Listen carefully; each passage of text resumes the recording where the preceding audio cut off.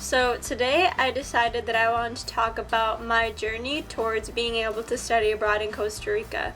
Just the different challenges that I faced and different things I had to do in order to do that. My journey starts back in September of 2015. I had someone come into my Spanish class and introduce himself as the study abroad director at my school, and he told me about all the cool things that you'd be able to do if you studied abroad, and that you could study abroad in a language or just to get a cultural experience, all of that. Since he came into my Spanish class, I assumed that he was kind of going towards that because the class that I was in was geared towards Spanish minors and majors.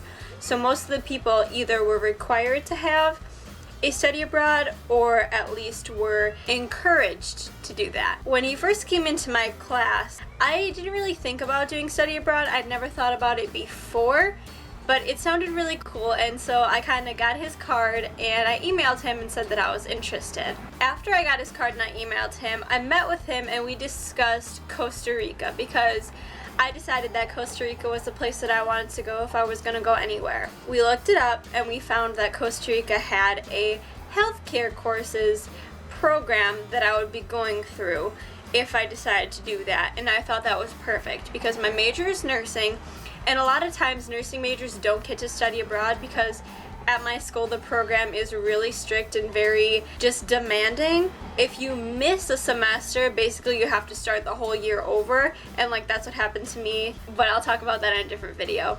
Basically what it was saying was that if I wanted to study abroad, then I would either have to put my nursing career on hold for a whole year if I wanted to do it during the year, or I could do it during the summer.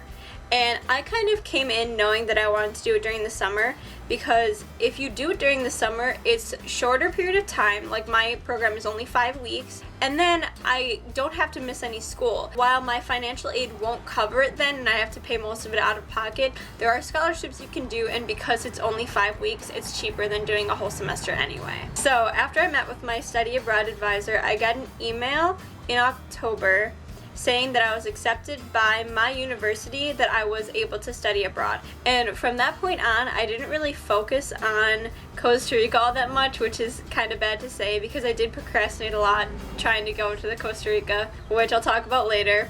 I just kind of stopped there. I was like, oh, I got accepted, now I just have to raise some money for it because I didn't really have any money to go anywhere. Kind of put my plans on hold, but I still really wanted to go. I didn't really get in contact with my advisor again until February. And in February, he made sure, he was like, okay, if you really want to do this, you have to make sure that you're getting these scholarships filled out, you need to get this paperwork filled out, you need to go to this company and you need to sign up there and apply there. So I had a lot of stuff to do in a really short period of time. I had to do 2 scholarships by March 1st if I wanted to kind of be able to go to Costa Rica because I didn't really have a lot of money to do it. I got both of those scholarships done, and they were done by March 1st. And then the ball really started rolling towards me being able to go. In March and April, I think it was March, I had meetings with the heads of departments of Spanish and psychology, and this was necessary because those were my 2 minors and those were the classes that I wanted to take when I was in Costa Rica. So basically I had to meet with them and see if I would be able to take those courses and if I would even get credit for it. I met with them and I figured out that I would get credit for them, but that I had to do this and that and this and that. So as of right now, I am getting credit for the classes that I'm taking while I'm in Costa Rica, and it will be 9 credits in total, 3 credits of psychology and 6 credits of Spanish. And because I wasn't sure if I was getting credit or not, I did a lot of procrastinating, which is kind of bad on my part. So really, I didn't apply to my company, which is ISA. I didn't apply until probably late April because I wasn't sure if I was going or not. I wasn't sure if I was going to go if I didn't get the credit. At the end of April, when everything was kind of closing up and I was getting everything really ready, I had a meeting with a bunch of students who had studied abroad the past semester. They were just giving us advice on things that could go wrong, just things to expect, and that was really, really nice. It was really good to see people, especially people who had already been somewhere where you had to speak Spanish full time, and just talk to them and see what did you expect, what surprised you, what were you afraid of, and how did you combat those fears. So that kind of stuff was really uplifting and really helped me to decide like, wow, I really need to make sure that I get everything done so that I can go. Finally, after a long time waiting, at the end of April, probably like April 29th or something, I got emails saying that I would be getting both of the scholarships that I applied for. And that was such a relief for me because that was something that I really needed and I was really looking forward to.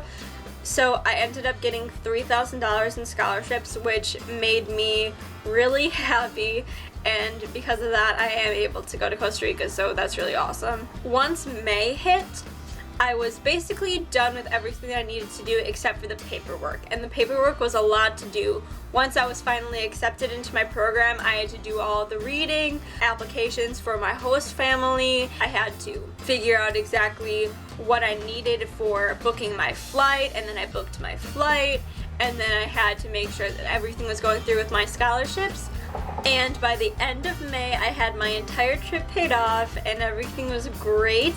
A couple of weeks ago, I found out everything about my host family and my housing situation, and I did find a participant list too, and I tried to contact a couple of them, but that hasn't happened yet.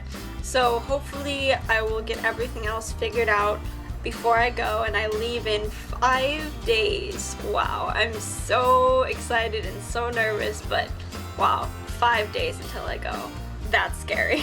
But yeah, that's basically my journey towards being able to study abroad in Costa Rica. I hope you enjoyed it. Please subscribe if you did, and I will see you next time.